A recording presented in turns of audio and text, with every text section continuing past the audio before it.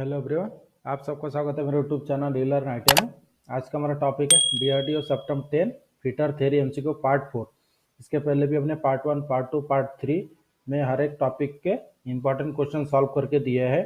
इसी तरह से आपको हर एक टॉपिक के इंपॉर्टेंट क्वेश्चन सॉल्व करके दिए जाएंगे। जैसे पार्ट 4 है, इसके बाद भी हम और पार्ट बनाएंगे। तो इस तरह के वीडियो के नोटिफिकेशन के लिए आपको मेरे चैनल को सब्सक्राइब करना होगा और बेल आइकन को दबाना होगा, जिससे आप इसी तरह के मॉक टेस्ट दे सके। हम आपको मॉक टेस्ट के तरह ही पूरे क्वेश्चन सॉल्व करके देंगे। और जो भी मेरे चैनल पे नए हैं, मेरे चैनल को सब्सक्राइब करें और शेयर जरूर करें। तो स्टार्ट करते हैं आज का जो हमारा वीडियो है। तो और आपको ये जो जैसे पार्ट 4 है, पार्ट 1 से पार्ट 3 तक के पूरे इसके लिंक आपको डिस्क्रिप्शन में मिल जाएंगे, वहाँ से आप चेक कर सकते हैं। चलिए स्टार्ट करते हैं आज का जो हमारा वीडियो है, DRDO septum 10 fitter theory MCQ part 4। हम यहाँ पर आपको हर एक टॉपिक के इंपॉर्टेंट क्वेश्चन सॉल्व करके देंगे। तो स्टार्ट करते हैं। सबसे पहला क्वेश्चन जो है, what is the name of the process of finish the drill hole. मतलब ड्रिल किए गए होल को फिनिश करने की प्रक्रिया को क्या कहा जाता है। जैसे हम कोई भी जॉब के ऊपर अगर ड्रिलिंग करते हैं तो ड्रिल करने के बाद होल पूरा फिनिश नहीं होता है। उस होल को फिनिश करने की प्रक्रिया को क्या कहा जाता है, यही क्वेश्चन में पूछा गया था। इसके लिए पहला ऑप्शन है रिमिंग, दूसरा स्पॉट पेसिंग, तीसरा काउंटर बोरिंग और चौथा ऑप्शन है काउंटर सिंकिंग। तो जो क्वेश्चन में पूछा गया था कि ड्रिल किए गए होल को फिनिश करने के लिए क्या किया जाता है, तो उसका इस क्वेश्चन का जो सही आंसर है हमारा ऑप्शन नंबर ए, रिमिंग। ड्रिल किए हुए होल को फिनिश करने के लिए किसका उपयोग करते हैं हम, रिमिंग का। ऑप्शन नंबर ए सही आंसर है। Next question, what is the reason for overheated drill while drilling. मतलब ड्रिलिंग करते समय ड्रिल के अधिक गर्म होने का क्या कारण है। मतलब जब हम कोई भी जॉब के ऊपर ड्रिलिंग करते हैं तो ड्रिलिंग करते समय अगर ड्रिल बहुत ज्यादा गर्म हो रहा है तो उसका कारण क्या है, यही क्वेश्चन में पूछा गया था। इसके लिए पहला ऑप्शन है ड्रिल हेल्ड नॉट करेक्टली, मतलब ड्रिल सही तरीके से बैठा नहीं है। उसके बाद दूसरा option work is not rigidly head, मतलब वर्क अच्छी तरह से हमने पकड़ा नहीं है, मतलब जो जॉब होते हैं जो आपको सही तरीके से होल्ड नहीं किया है। उसके बाद तीसरा ऑप्शन है क्लियरेंस एंगल इज इनकरेक्ट, मतलब जो ड्रिल में जो क्लियरेंस एंगल दिया जाता है वो बराबर नहीं है। और चौथा ऑप्शन है fluids are clogged with chips, मतलब फ्लूइड्स जो चिप्स की सहायता से बाहर नहीं निकल रहे, मतलब चिपक रहे। तो इसका जो सही आंसर है हमारा कि ड्रिलिंग करते समय ड्रिल का अधिक गर्म होने का कारण क्या है, इसका जो सही आंसर है हमारा option number C, clearance angle is incorrect, मतलब क्लियरेंस एंगल सही ना होने की वजह से ड्रिल बहुत ज्यादा गर्म होता है। Next question, what will happen if the clearance angle of drill is more. क्या होगा यदि ड्रिल का क्लियरेंस एंगल अधिक हो तो। मतलब ड्रिल में अगर हम क्लियरेंस एंगल अधिक ज्यादा रखते हैं ग्राइंडिंग करते समय, तो उसका क्या प्रॉब्लम हो सकता है जॉब के ऊपर या फिर ड्रिल के ऊपर। तो इसका जो पहला ऑप्शन है cutting edge will be blunt, मतलब कटिंग एज उसका जो धार रहता है धार बैठ जाएगा। दूसरा option cutting edge will not be sharp, मतलब कटिंग एज में धार नहीं रहेगा। तीसरा ऑप्शन है cutting edge will become weak, मतलब कटिंग एज बहुत कमजोर हो जाएगा। और चौथा ऑप्शन है cutting edge will not cut material, मतलब जो मटेरियल हम कट करेंगे वो कट नहीं होगा। तो जो क्वेश्चन में पूछा गया कि क्या होगा यदि ड्रिल का क्लियरेंस अधिक हो तो इसका जो सही आंसर है option number C, cutting edge will become weak, मतलब कटिंग एज बहुत कमजोर हो जाएगा। Next question, what is the purpose of clear angle in twist drill. Twist drill में क्लियरेंस एंगल का क्या उद्देश्य है, क्वेश्चन में पूछा गया था। इसके लिए पहला ऑप्शन प्रिवेंट रफ होल, दूसरा option prevent over size hole, तीसरा option prevent unequal angle of cutting edge और चौथा ऑप्शन है prevent friction of drill behind the cutting edge. जो क्वेश्चन में पूछा गया है कि ट्विस्ट ड्रिल में क्लियरेंस एंगल का क्या उद्देश्य है, तो इसका जो सही आंसर है हमारा option number D, prevent friction of drill behind the cutting edge, मतलब कटिंग एज जो हमारा कटिंग करते समय कटिंग को घिसने से बचाता है। Next question, what is the angle of counter sinking पर रिवेटिंग। मतलब क्वेश्चन में क्या पूछा है, इसमें ध्यान देने वाली बात है, क्योंकि इस तरह के दो क्वेश्चन पूछे जाते हैं कि रिवेटिंग के लिए काउंटर सिंकिंग का कौन है। सिर्फ काउंटर सिंकिंग बोला गया, इसमें काउंटर हेड की कोई उल्लेख नहीं किया है, तो इसमें कंफ्यूज नहीं होना है। क्वेश्चन में क्या पूछा है कि रिवेटिंग के लिए काउंटर सिंकिंग का कौन क्या है। तो इसके लिए पहला ऑप्शन 75 डिग्री, दूसरा 80 डिग्री, तीसरा 90 डिग्री और चौथा ऑप्शन है 120 डिग्री। तो रिवेटिंग के लिए काउंटर सिंकिंग का जो एंगल होता है वह हमारा option number A 75 degree. Next question, what is the name of the element mark as X of the thread. मतलब यहाँ पर आप देख सकते हैं स्क्रू थ्रेड का एक डायग्राम आपको दिखाई दे रहा है, इसमें एक्स के सहायता से इस दो वाले भाग को ज्वाइन करके दिखाया गया है। तो इस एक्स के सहायता से दिखाया गया पार्ट का नाम क्या है, यही क्वेश्चन में पूछा था। इसके पहला ऑप्शन है रूट, दूसरा लीड, तीसरा पीच और चौथा ऑप्शन है फ्लैंक। तो इसका जो सही आंसर है कि जो एक्स के रूप में दिखाया गया भाग का नाम क्या है, तो हमारा सही आंसर है pitch, option number C pitch. क्योंकि यहाँ पर आप देख सकते हैं डायग्राम में ये एक थ्रेड है, एक थ्रेड है, दोनों थ्रेड के सेंटर की दूरी को दिखाया गया है। और पिच का डेफिनेशन यही होता है, जो एक सेंटर है उसके साइड के दूसरे थ्रेड की लंबाई को क्या बोला जाता है, पिच। मतलब एक थ्रेड के सेंटर से दूसरे थ्रेड के सेंटर तक के बीच की दूरी को क्या बोला जाता है, pitch. Next question, what represent in grinding wheel specification. ये जो आपको एक साइज दिखाया गया है, तो इसमें से ये आपको क्या दर्शा रहा है। मतलब यहाँ पर आप देख सकते हैं जो आपको दिखा दे रहा है 32A446H8V। तो इसमें ग्राइंडिंग व्हील का जो स्पेसिफिकेशन दिया है, इसमें से ए का मीनिंग क्या होता है, इसमें से जो आप देख सकते हैं 32A, तो इसका मीनिंग क्या है, यही क्वेश्चन में पूछा गया था। इसके लिए पहला ऑप्शन है ग्रेड, दूसरा ग्रेन साइज, तीसरा टाइप्स ऑफ बॉन्ड और चौथा है टाइप्स ऑफ एब्रेसिव। तो इसका जो सही आंसर है हमारा जो क्वेश्चन में पूछा गया था, ये जो स्पेसिफिकेशन में से ये है, ये का मीनिंग क्या होता है, तो ए का मीनिंग होता है option number D, types of abrasive. Next question, what is the use of telescopic gauge. Telescopic gauge का क्या उपयोग है, मतलब टेलीस्कोपिक गेज हम किसके लिए उपयोग करते हैं, यही क्वेश्चन में पूछा गया है।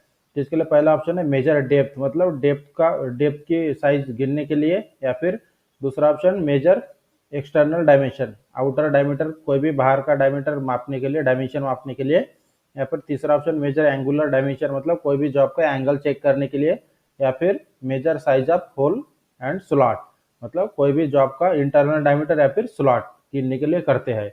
तो इसका जो सही आंसर है हमारा कि टेलीस्कोपिक गेज का उपयोग किस लिए करते हैं हम, तो इसका जो सही आंसर है option number D, measure size of hole, मतलब कोई भी जॉब का इंटरनल डायमीटर, होल का डायमीटर और स्लॉट स्लॉट का भी माप लिया जाता है टेलीस्कोपिक गेज की सहायता से। Next question, what is to be done after dressing the grinding wheel to run concentric. Concentric चलाने के लिए ग्राइंडिंग व्हील की ड्रेसिंग के बाद क्या करना चाहिए। मतलब जो ग्राइंडिंग व्हील हम फिट करते हैं, तो ग्राइंडिंग व्हील को सही तरह से ट्रूनेस में चलाने के लिए उसके ग्राइंडिंग व्हील के ड्रेसिंग के बाद क्या किया जाता है, यही क्वेश्चन में पूछा गया था। इसके लिए पहला ऑप्शन है हमारा ट्रूइंग, दूसरा ग्लेजिंग, तीसरा लोडिंग और चौथा ऑप्शन है ड्रेसिंग। तो जो क्वेश्चन में पूछा गया था कि कॉन्सेंट्रिक चलाने के लिए ग्राइंडिंग व्हील के ड्रेसिंग के बाद क्या करना चाहिए, तो इसका जो सही आंसर है ऑप्शन नंबर ए, ट्रूइंग। ट्रूइंग करना बहुत जरूरी होता है ग्राइंडिंग व्हील को। Next question, what is the product obtain from blast furnace. Blast furnace से क्या उत्पादन किया जाता है, क्या उत्पाद किया जाता है, यही क्वेश्चन में पूछा गया था कि ब्लास्ट फर्नेस में कौन से धातु का हम एक प्राप्त उत्पाद करते हैं। इसके लिए पहला ऑप्शन है पिग आयरन, दूसरा कास्ट आयरन, तीसरा रॉट आयरन और चौथा है मेलेबल आयरन। तो ब्लास्ट फर्नेस में जो आयरन को तैयार किया जाता है, उस आयरन का नाम है हमारा option number A, pig iron. Pig iron को कहाँ पर बनाया जाता है, ब्लास्ट फर्नेस में। Next question, what is the angle of counter sink head screw. जैसे इसके पहले मैंने बोला था, इसके पहले भी एक क्वेश्चन आया था हमारा काउंटर सिंक हेड का, तो उस क्वेश्चन में हेड नहीं पूछा था। अभी यहाँ पर आप देख सकते हैं इस क्वेश्चन में पूछा है कि what is the angle of counter sunk head screw, मतलब काउंटर संक हेड स्क्रू का एंगल क्या होता है, यही क्वेश्चन में पूछा है। इसके लिए पहला ऑप्शन है 60 डिग्री, दूसरा 90 डिग्री, तीसरा 105 डिग्री 105 डिग्री और चौथा ऑप्शन है 120 डिग्री। तो जो क्वेश्चन में पूछा गया था कि काउंटर संक हेड स्क्रू का जो एंगल होता है, वो हमारा ऑप्शन नंबर बी 90 डिग्री होता है, काउंटर संक हेड स्क्रू का angle. Next question, which angle is determined by the helix angle in drill bit. Drill bit में हेलिक्स कोण द्वारा कौन सा कोण निर्धारित किया जाता है, यही क्वेश्चन में पूछा गया था। इसके लिए पहला ऑप्शन पॉइंट एंगल, दूसरा रेक एंगल, तीसरा चीजल एंगल और चौथा ऑप्शन है क्लियरेंस एंगल। तो जो क्वेश्चन में पूछा है कि ड्रिल बिट में हेलिक्स कोण द्वारा कौन सा कोण निर्धारित किया जाता है, इसका जो सही आंसर है हमारा option number B, rake angle. Next question, what is the function of pilot in the hand reamer with pilot. Pilot के साथ हैंड रिमर में पायलट का क्या कार्य है। जो पायलट के साथ हैंड रिमर होता है, तो उसमें पायलट का क्या कार्य होता है। पायलट देने का क्या रीजन होता है रिमर में, हैंड रिमर में? तो इसके लिए पहला ऑप्शन है keep size of hole accurate, मतलब होल का साइज एक्यूरेट करने के लिए। या फिर दूसरा option remove the burr from the hole, hole में से जो ड्रिलिंग किया हुआ होल होता है उसमें से बर्स को निकालने के लिए।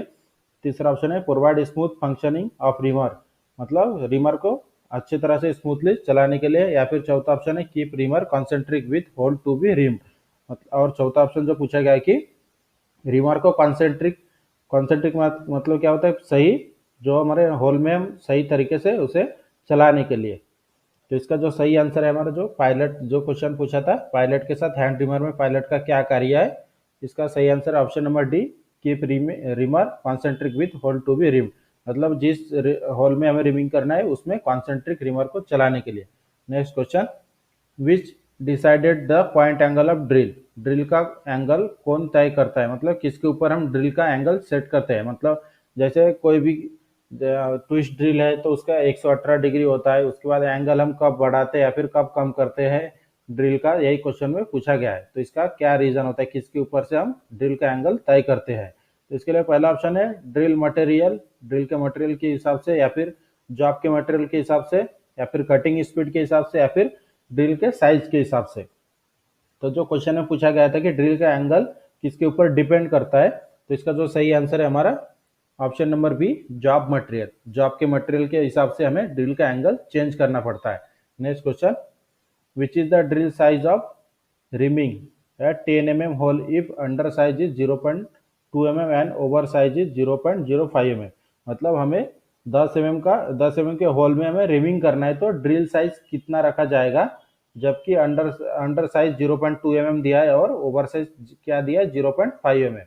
तो कभी भी ध्यान में रखिए कि रिमिंग करते समय हमें जो हमने ड्रिल किया है ड्रिल के साइज के जो ड्रिल साइज निकालना बहुत जरूरी होता है। तो इसके लिए फॉर्मूला आता है reaming size is equal to drill size minus bracket under size plus over size, यही फॉर्मूला का उपयोग करके ड्रिल साइज को निकाला जाता है।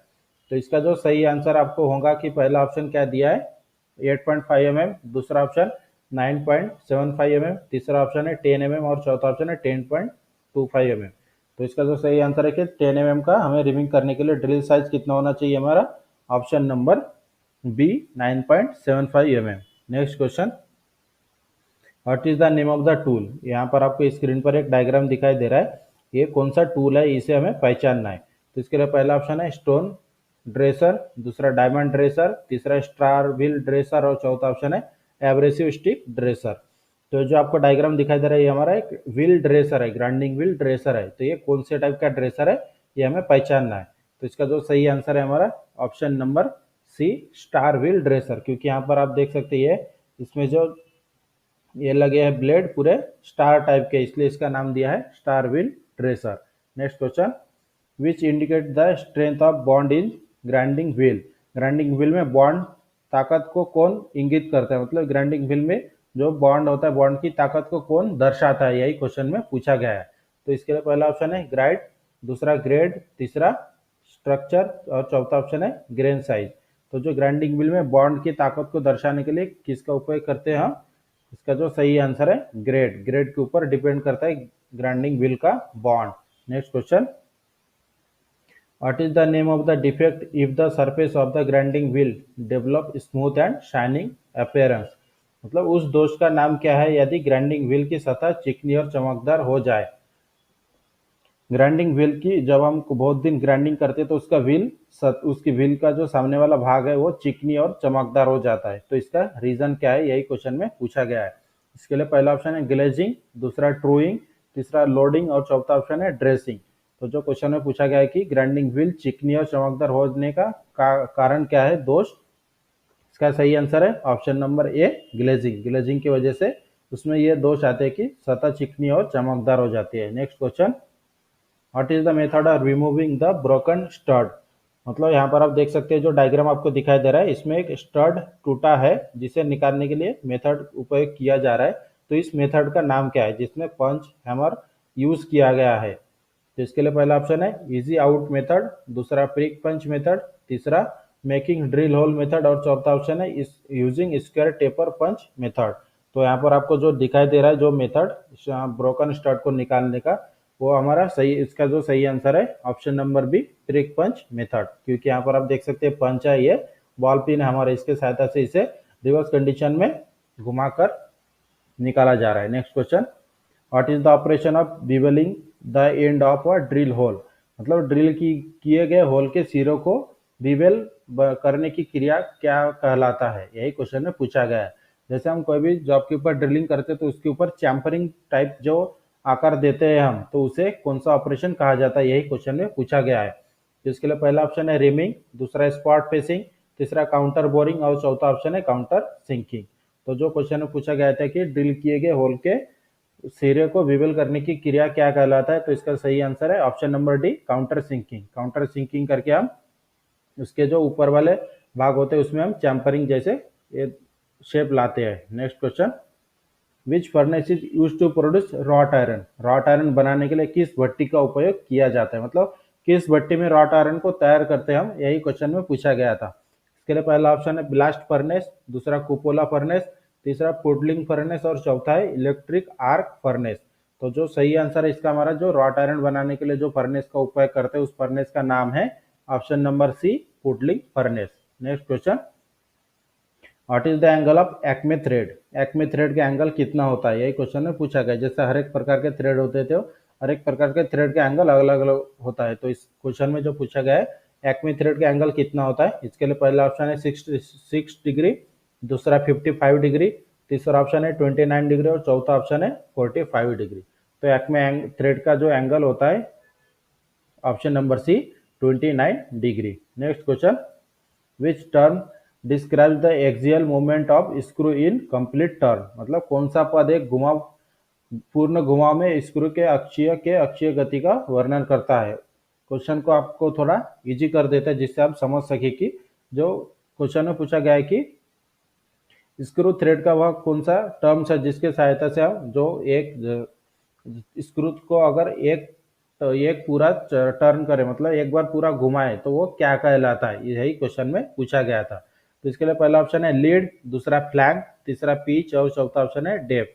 तो जो हमारा क्वेश्चन था, क्वेश्चन का जो सही आंसर है लीड। लीड किसे बोला जाता है, जैसे हमारा जो स्क्रू थ्रेड है, स्क्रू थ्रेड को एक राउंड घुमाने के बाद जो दूरी तय करता है उसे बोला जाता है lead. Next question, what is the helix angle of general purpose drill, मतलब जो जनरल पर्पस ड्रिल होते हैं उसका हेलिक्स एंगल कितना होता है। जैसे जनरल पर्पस ड्रिल को हम ट्विस्ट ड्रिल भी कह सकते हैं कि ट्विस्ट ड्रिल का हेलिक्स एंगल कितना होता है, इसी तरह का क्वेश्चन है। तो जो इसका लिए पहला ऑप्शन है 59 डिग्री, दूसरा ऑप्शन है 118 डिग्री, तीसरा ऑप्शन है 27.5 डिग्री और चौथा ऑप्शन है 8 डिग्री से 12 डिग्री।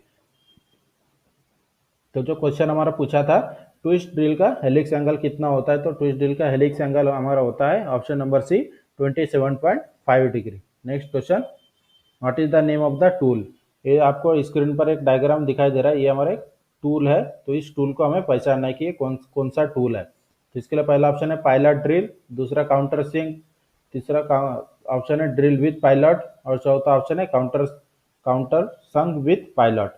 तो यहाँ पर आपको जो स्क्रीन पर डायग्राम दिखाई दे रहा है, ये जो हमारा डायग्राम है इसका सही आंसर है option number D, counter sunk with pilot, क्योंकि यहाँ पर आप देख सकते हैं सामने वाला भाग ये हमारा काउंटर संक है और ये जो फ्रंट में आपको दिखाई दे रहा है डायमीटर, ये है पायलट, इसे बोला जाता है पायलट, तो इससे लग के ये वाले भाग को बोला जाता है counter sunk. Next question, which part of a reamer is design for the removal of chips, मतलब रिमर का कौन सा भाग चिप्स को हटाने के लिए बनाया गया है। जो हमारा रिमर होता है, रिमर का कौन सा भाग है जिसके सहायता से चिप्स बाहर निकलते हैं, यही क्वेश्चन में पूछा गया था। इसके लिए पहला ऑप्शन है फेस, दूसरा फ्लूट, तीसरा हील और चौथा ऑप्शन है कटिंग एज। तो जो क्वेश्चन में पूछा गया था कि रिमर का कौन सा भाग है जिसके सहायता से चिप्स को हम बाहर निकालते हैं, तो इसका जो सही आंसर है ऑप्शन नंबर बी, फ्लूट्स, क्योंकि रिमर रहे या फिर ड्रिल, तो इसका जो कटिंग करने के बाद जो चिप्स निकलते हैं वो फ्लूट्स के जरिए ही बाहर निकलते हैं। Next question, what is the reason for rough hole in drilling, drilling में रफ होल होने का क्या कारण है। जब हम ड्रिलिंग करते हैं तो ड्रिलिंग करने के बाद अगर होल रफ होता है तो उसका क्या कारण है, मतलब किस कारण की वजह से हमारा ड्रिलिंग किया हुआ होल रफ आता है, यही क्वेश्चन में पूछा गया था। इसके लिए पहला ऑप्शन है अनइक्वल पॉइंट थिनिंग, मतलब जो पॉइंट का थिकनेस होता है वो अनइक्वल, मतलब एक जैसे नहीं होता है। इसके बाद दूसरा ऑप्शन है drill point not in centre, मतलब ड्रिल का जो सेंटर पॉइंट होता है वो सेंटर पे नहीं होता है। तीसरा ऑप्शन है क्लियरेंस एंगल इज इनकरेक्ट, मतलब ड्रिल में जो क्लियरेंस एंगल दिया जाता है वो सही बराबर नहीं रहता। या फिर drill cutting edge are not sharp. चौथा ऑप्शन जो है कि कटिंग एज, ड्रिल का कटिंग एज उसमें धार नहीं है। तो जो क्वेश्चन में पूछा गया था कि ड्रिल करने के बाद होल का रफ होने का क्या कारण है, इसका सही आंसर है option number D, cutting drill cutting edge are not sharp, मतलब ड्रिल में धार नहीं है। Next question, what is the name of the operation. यहाँ पर आपकी स्क्रीन पर एक डायग्राम दिखाई दे रहा है, ये नीचे वाला भाग हमारा जॉब है, ये कटिंग टूल है। तो हमें पहचानना है कि ये कौन सा ऑपरेशन किया जा रहा है इस डायग्राम में। तो इसके लिए पहला ऑप्शन है ड्रिलिंग, दूसरा स्पॉट फेसिंग, तीसरा काउंटर सिंकिंग और चौथा ऑप्शन है काउंटर बोरिंग। तो ये जो आपको ऑपरेशन दिखाई दे रहा है कि इस टूल के सहायता से जो आपके ऊपर जो होल किए जा रहा है, तो इस ऑपरेशन का नाम है हमारा option number D, counter boring, क्योंकि यहाँ पर आप देख सकते हैं बीच में होल है और इसमें काउंटर बोर किया जा रहा है। Next question, what is the reason if the drill hole is larger than the drill size. क्या कारण है यदि ड्रिल किया हुआ होल ड्रिल के साइज के आकार से बड़ा होता है। मतलब क्वेश्चन में क्या पूछा गया है कि जैसे हमने 10 एम का ड्रिलिंग किया है, 10 एम का ड्रिल से ड्रिल किया है तो उसका साइज बढ़ जाता है, 10.0.05 हो जाता है। तो उस समय क्या कारण की वजह से ऐसा होता है, यही क्वेश्चन में पूछा है। इसके लिए पहला ऑप्शन है ड्रिल इज नॉट शार्प, मतलब ड्रिल में धार नहीं है।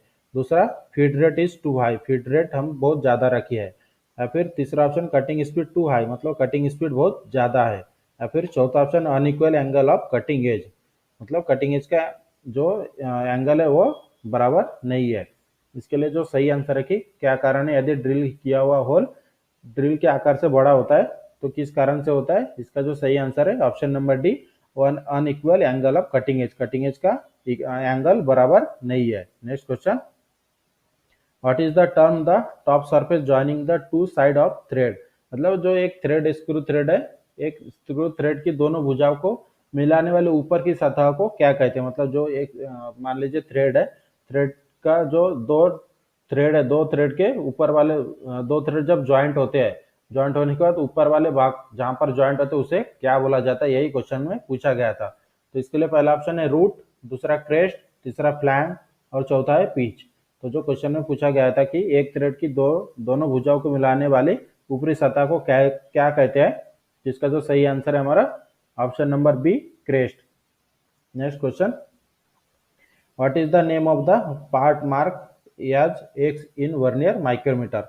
ये जो आपको डायग्राम दिखाई दे रहा है, डायग्राम हमारा वर्नियर माइक्रोमीटर का है, आउटसाइड वर्नियर माइक्रोमीटर का। तो इसमें एक्स के रूप में क्या दिखाया गया है, यही हमें पहचानना है। जो एक्स के रूप में दिखाया है इस वाले भाग का नाम क्या है।